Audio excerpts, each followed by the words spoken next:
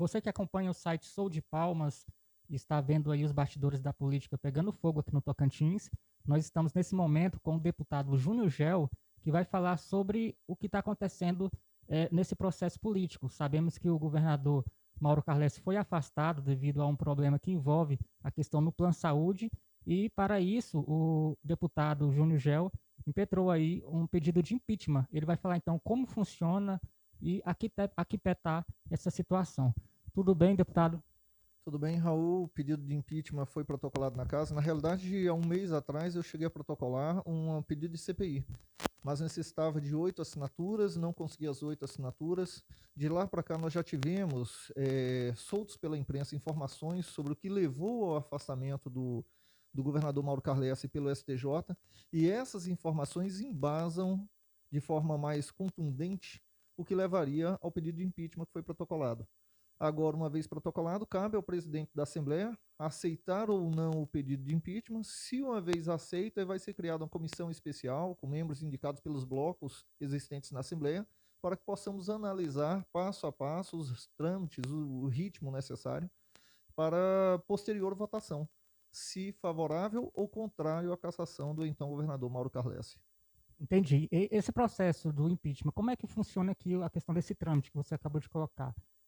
Depois desse parecer do jurídico, quais são os encaminhamentos e prazos e etc. para a população entender como funciona? O parecer jurídico da Procuradoria da Casa é meramente formal. Ele não é apenas opinativo. Ele dá a opinião dele e compete à Casa definir se acata ou não o parecer jurídico, certo? Mas de uma forma ou de outra, uma vez aceito pelo presidente, que é o que de fato necessita ser feito, uma vez aceito pelo presidente, cria-se a comissão especial, indica-se os membros dessa comissão para avaliarem o pedido de cassação.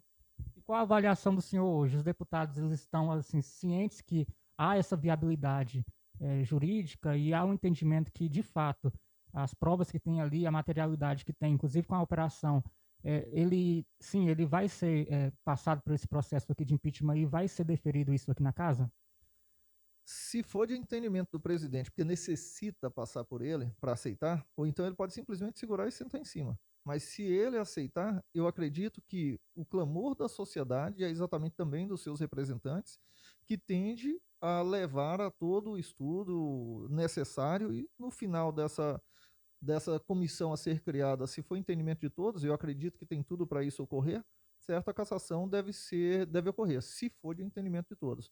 Mas indícios para isso tem. Se houver indícios para o pleno do STJ se posicionar favorável ao afastamento por unanimidade, se houve indício suficiente para que a Polícia Federal esteja em constante investigação e já foi divulgada uma série de agravamentos a respeito de possíveis desvios ocorridos, seja do Plano Saúde, seja de improbidade em relação à atuação impedindo que a Polícia Civil viesse a investigar os crimes de corrupção no Estado, indício existe, fatos existem.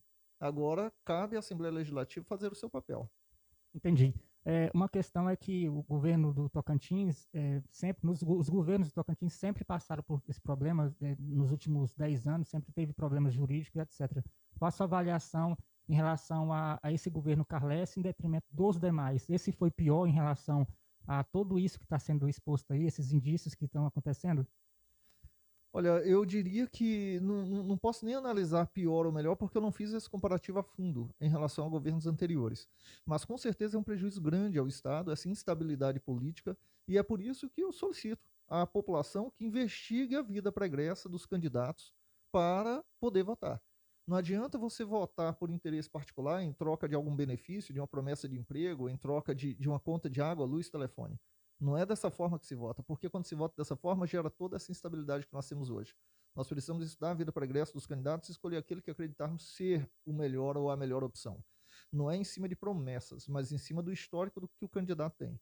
Em cima do seu histórico, você vai saber, de fato, se ele vai ser um bom representante, se ele vai fazer o que nós queremos, se vai fazer com que a saúde, educação, segurança e infraestrutura funcionem no estado do Tocantins. Por isso, acredito que depois de mais esse tapa que a sociedade tocantinense recebe com o afastamento de um governador e possível cassação, depois dessa que nós venhamos aprender um pouco mais, refletir um pouco mais e passar a votar corretamente.